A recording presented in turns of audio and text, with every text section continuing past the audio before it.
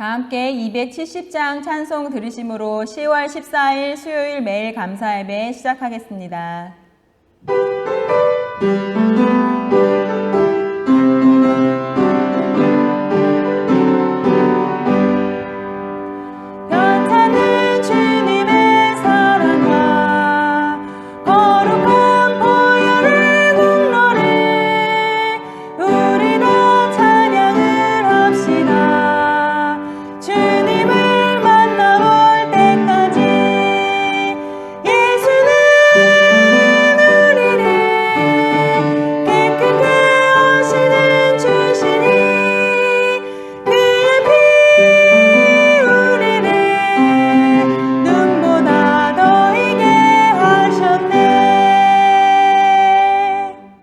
사랑하는 수당중앙교 믿음의 가족 여러분, 오늘 수요일 매일 감사 예배를 주님 앞에 올려드리도록 하겠습니다. 기도하겠습니다. 사랑의 주님, 오늘 주신 말씀을 통하여 새롭게 주님의 음성을 듣는 복된 시간 되게 하시옵소서. 예수의 이름으로 기도합나이다. 아멘. 오늘 본문의 말씀은 에베소서 1장 4절의 말씀이고요.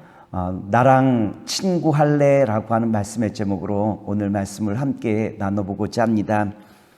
저는 자녀를 키우면서 가장 행복한 시간이 있다면 저희 자녀가 아빠하고 저에게 달려들 때 가장 행복한 것 같아요. 부모에게 있어서 자녀란 존재 그 자체가 행복 아니겠습니까? 그런데 하나님께서 우리를 바라보시는 그 마음도 그런 것 같아요. 존재 그 자체가 행복이라고 하는 말을 이와 같이 사용할 수 있을 것이라고 봅니다. 왜냐하면 오늘 에베소서 1장 4절에 보면 하나님께서 창세 전부터 나를 택하시고 나를 구원하시기 위하여 예비하셨음을 우리에게 말씀해 주시고 있어요. 에베소서 1장 4절 전반부의 말씀을 제가 봉독하여 드리겠습니다. 곧 창세전에 그리스도 안에서 우리를 택하사, 하나님께서 창세 전부터 나를 선택하셨다라고 한 말씀은 선택의 기준이 나에게 있었던 것이 아니라 하나님께 있었음을 우리에게 말씀해 주고 있는 거예요. 즉 내가 선하거나 정직하거나 의로워서 주님께서 나를 선택하신 것이 아니라 전적인 주님의 사랑과 은혜로 주님께서 나를 선택하셨다라고 하는 바로 그 말씀 아니겠습니까? 결국 이 말씀은 나를 향한 주님의 이 선택이 영원토록 변함이 없다라고 하는 말씀이기도 해요. 그렇다면 주님께서 나를 선택하신 이유가 어디 있겠습니까? 에베소서 1장 4절 후반부에 보면 말씀을 주님께서 주시고 있는데요. 제가 한번 봉독하여 드리겠습니다. 우리로 사랑 안에서 그 앞에 거룩하고 흠이 없게 하시려고. 흠이 없다라고 한 말씀은 제사와 관련된 말씀이에요. 다시 말해서 흠이 없다라고 한 것은 구별되었다라고 한 거죠. 다시 말해서 하나님께 드려지는 예물은 구별되어져 흠이 없는 바로 이와 같은 제물을 드리는 것이 우리가 흠이 없다라고 한 것인데, 다른 말로 말하면 거룩이라고 한 말도 동일한 말씀이에요. 즉 구별된 바로 이와 같은 존재로서의 삶이 이 거룩이라고 한 것이고요. 주님께서 우리를 선택하신 이유는 바로 주님 앞에 정말 거룩하고 흠이 없는 존재로 만드시기 위함이라고 한 것 아니겠습니까? 근데 문제는 어디 있느냐면 여기 있는 것 같아요. 왜냐하면 우리의 모습이 거룩하고 흠이 없는 존재가 아니잖아요. 많아도 너무 많은 것이 우리의 정말 흠의 모습 아니겠습니까? 그렇다면 하나님께서 우리를 거룩하고 흠이 없는 존재로 만들길 원하셨다라고 했는데 여기에 문제가 있는 것 아니겠습니까? 첫째는 나의 믿음이 없다라거나 아니면 하나님께서 그와 같은 능력이 없다라고 우리가 말할 수 있는 것 아니겠습니까?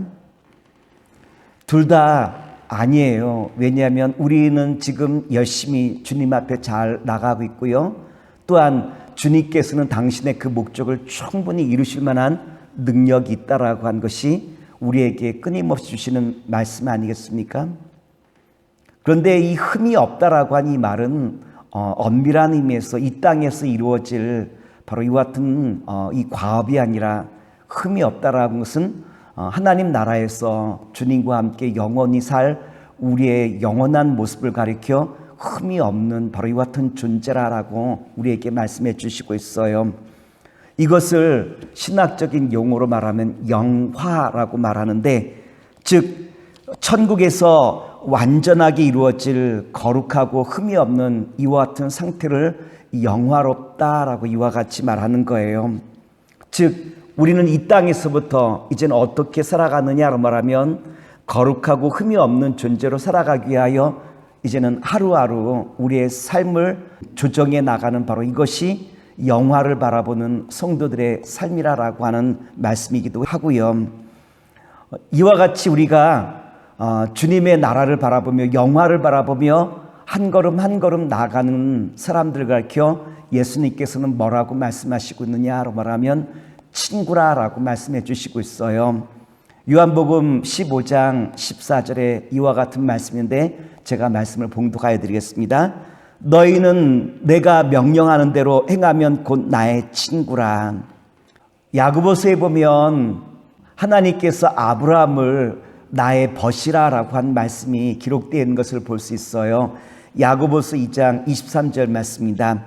이에 성경에 이른바 아브라함이 하나님을 믿으니 이것을 의로 여기셨다는 말씀이 이루어졌고 그는 하나님의 벗이라 칭함을 받았나니. 하나님의 약속의 말씀이 저 멀리 있는 것처럼 느껴진다 할지라도 아브라함은 어떻게 하였죠?